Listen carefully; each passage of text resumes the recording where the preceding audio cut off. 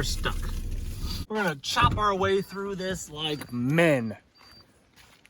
All I need to do is get through this thinner section here and we can get around it, I think. So that's why I always carry the trusty old Fisker's axe.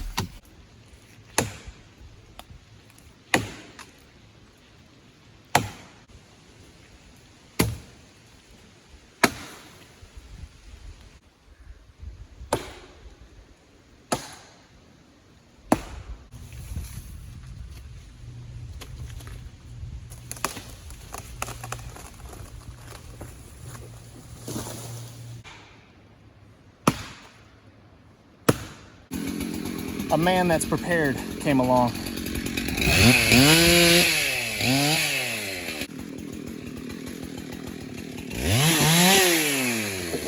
side is out, the other side is. Got it. We're through. Yep.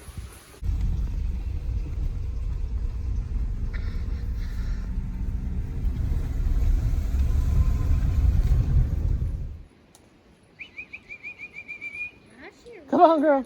Good girl. How did she run that fast? Come on, Makers. Good job. Good job. All right, so me and two of my favorite people are out here today. We're just checking out the aftermath of last night's and this morning's storm. We had 60+ mile-an-hour wind gusts. There are trees down everywhere. The streams and rivers and stuff around here are just busting over the edges, busting over the banks.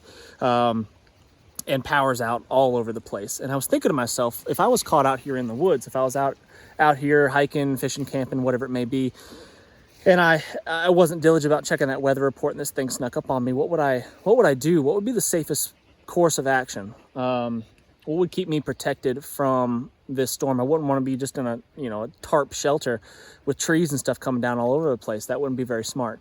And I know for a fact that this tree right here, this big giant white pine that's 100 feet tall or so, has been here for a long time and has withstood countless storms, and it has stood the test of time. And what I would want to do, if I get my assistant here to film me, there you go, Squirty. What I would want to do is get myself to figure out what the predominant wind direction is. It's kind of swirling around, I know, but there's going to be a really strong predominant wind direction in big storms like that. I'd want to get myself on the downwind side of that for a couple reasons. Reason one is that any wind is coming from that direction and any rain is coming from that direction. So I'm going to stay a little bit warmer and a little bit drier if I get myself on the downwind side of this giant big tree. This next thing it's going to help with is any debris coming. Any big trees falling are probably going to be falling in this direction towards me. And if I hunker myself down against this big tree, most likely anything that's falling is going to be glanced off to either side or get hung up in the pine tree. White pines are like Velcro. Anything coming down kind of just gets hung up in them and gets stuck. So that's going to keep me a little bit safer. Now, by chance, if this tree was to come down, right? I mean, that's a definite possibility. It could happen. This big old monster tree should get blown down. Really, the most concern, unless if I fall asleep, that could be a problem. But if I'm awake, the top of the tree is moving really fast, but the base of the tree is going to fall very, very slowly. And I should, if I'm awake, have enough time to roll myself to one side. Don't have to go very far, a few feet that way or a few feet that way, and I'll get myself out of the danger zone.